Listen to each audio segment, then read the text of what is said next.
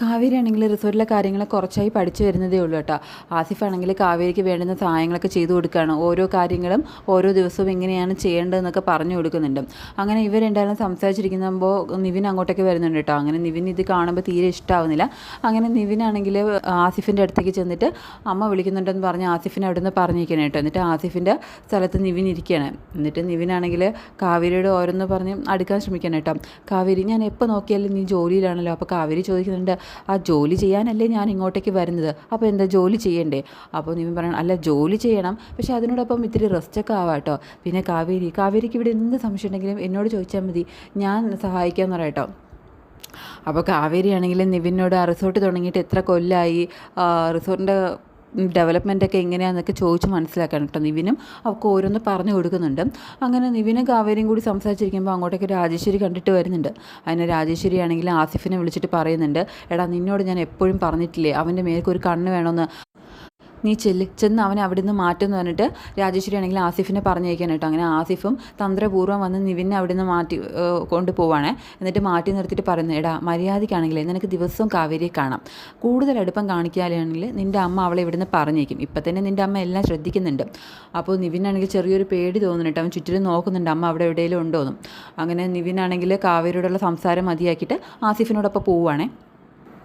ഇത് കഴിഞ്ഞിട്ട് സ്നേഹതീരം കാണിക്കുന്നുണ്ട് കേട്ടോ. സ്നേഹതീരത്തേക്കാണെങ്കിൽ ശാരദയെ കാണാനായിട്ട് ജയബാലൻ വന്നിട്ടുണ്ട്. അങ്ങനെ ജയബാലനാണെങ്കിൽ അവിടുത്തെ വിശേഷങ്ങളൊക്കെ തിരക്കാണ് കേട്ടോ. എന്നിട്ട് കാവേരിയെക്കുറിച്ച് തിരക്കുമ്പോൾ ശാരദയാണെങ്കിൽ അവൾ റിസോർട്ടിലേക്ക് ജോലിക്ക് പോയി എന്ന് പറയണം. അന്നേരം ജയബാലനാണെങ്കിൽ വെറുതെ ഒരു നുണ പറയാണ്, നീ പറഞ്ഞപ്പോൾ തന്നെ ഞാൻ രാജേശ്വരിയെ വിളിച്ച് റെക്കമെൻഡ് ചെയ്തായിരുന്നു, എൻ്റെ അരവിന്ദൻ്റെ മോളല്ലേ, എനിക്കൊന്നും ചെയ്യാതിരിക്കാൻ പറ്റില്ലല്ലോ എന്നൊക്കെ പറയണം കേട്ടോ. എന്നിട്ട് ഞാനിപ്പോൾ വന്നത് ഈ കുറച്ച് കാശ് തരാൻ ഞാൻ പറഞ്ഞിട്ട് ശാരദയ്ക്ക് മുന്നിൽ കുറച്ച് കാശ് എടുത്ത് നീട്ടുന്നുണ്ട് കേട്ടോ. അപ്പോൾ ഗംഗയും ശാരദയും ഒരുപോലെ തന്നെ ആ കാശ് വേണ്ടെന്ന് പറയുന്നുണ്ട്.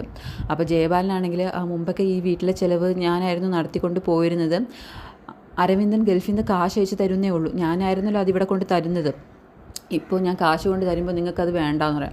അപ്പോൾ ഗംഗയാണെങ്കിൽ അതുകൊണ്ടല്ല അങ്കളെ, ഈ വീട് തിരിച്ചു പിടിക്കാനായിട്ട് ഞങ്ങൾ സ്വർണം പണയം വെച്ചല്ലോ, അതിൻ്റെ കുറച്ച് കാശ് ബാക്കി ഇരിപ്പുണ്ട്, അതുകൊണ്ടാണ് ഇത് വേണ്ടെന്ന് പറഞ്ഞ്.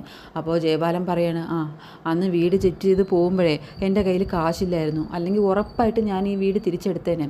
പിന്നെ കാശിന് വേണ്ടിയിട്ടുള്ള നെട്ടോട്ടമായിരുന്നു, അതൊക്കെ ഒന്ന് സംഘടിപ്പിച്ച് വന്നപ്പോഴത്തേക്കും എനിക്ക് മുന്നേ ഓവർടേക്ക് ചെയ്ത് നിങ്ങളെ കൊണ്ട് സ്വർണം പണയം വെച്ചു. അപ്പോൾ കേൾക്കാൻ പറയാണ്, ഞങ്ങൾ എത്ര നാളെന്ന് വെച്ചിട്ടാണ് അങ്ങളെ അന്യൻ്റെ വീട്ടിൽ ജീവിച്ച് പോകുന്നത്.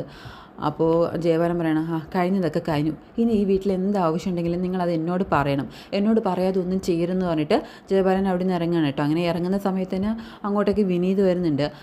അങ്ങനെ വിനീതിനെ കാണുന്ന ജയബാലനാണെങ്കിൽ അവനോട് കുറച്ച് മോശമായിട്ട് സംസാരിക്കുന്നേ, എടാ നീ ഇപ്പോഴും ഇവിടെ കയറി ഇറങ്ങി നടക്കുമായിരുന്നു, നിന്നോട് ഞാൻ അന്നേ കാര്യങ്ങൾ പറഞ്ഞതല്ലേടാ, നിനക്കത് മനസ്സിലായില്ലേ?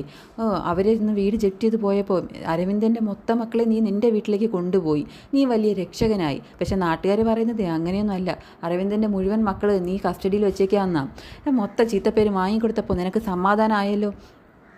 ഇതൊക്കെ കേൾക്കുമ്പോൾ വിനീതിന് ഒരൽപ്പം സങ്കടമൊക്കെ തോന്നുന്നു കേട്ടോ. പക്ഷേ വിനീതാണെങ്കിൽ ഒന്നും മിണ്ടുന്നില്ല, സൈലൻ്റ് ആയിട്ട് തന്നെ നിൽക്കുകയാണ് കേട്ടോ. അപ്പം ജയബാലനാണെങ്കിൽ വിനീതിന് ഒരൽപ്പം ബ്ലാക്ക് മെയിൽ ചെയ്യുന്ന രീതിയിൽ സംസാരിക്കണം കേട്ടോ.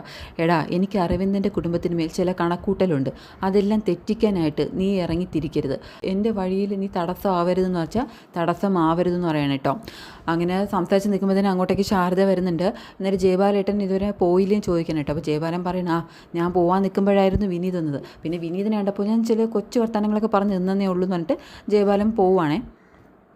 ജയബാലൻ പോയി കഴിയുമ്പോൾ ശാരദയാണെങ്കിൽ വിനീതിനോട് ചോദിക്കുന്നുണ്ട്, ജയബാലനേട്ടൻ എന്താ നിന്നോട് പറഞ്ഞെന്ന്. പക്ഷേ വിനീതാണെങ്കിൽ അതൊന്നും പറയുന്നില്ല കേട്ടോ. ഒന്നുമില്ല അമ്മായി, വെറുതെ സംസാരിച്ചതാന്ന് പറഞ്ഞിട്ട് വിനീത് കൊണ്ടുവന്ന പച്ചക്കറികളും സാധനങ്ങളൊക്കെ ശാരദയുടെ കൈ കൊടുക്കുകയാണ്. അപ്പോൾ ശാരദ പറയുന്നുണ്ട്, എന്തിനാ മോനെ ഇതൊക്കെ, നീ എന്തിനാ വെറുതെ ഇങ്ങനെ കാശ് കളയുന്നത്, ഇതിൻ്റെ ഒന്നും ആവശ്യമില്ല. അപ്പോൾ വിനീത് പറയുന്നുണ്ട്, എൻ്റെ കയ്യിൽ കാശുണ്ടായിട്ടൊന്നും അല്ല അമ്മായി, ഇതൊക്കെ ഒരു സന്തോഷമല്ലേ എന്ന് പറയണം. അപ്പോൾ അങ്ങോട്ടേക്ക് ഗംഗ വരുന്നുണ്ട്. ഗംഗ കണ്ടിട്ട് വിനീതാണെങ്കിൽ അവളോട് സംസാരിക്കാനൊന്നും നിൽക്കുന്നില്ല കേട്ടോ.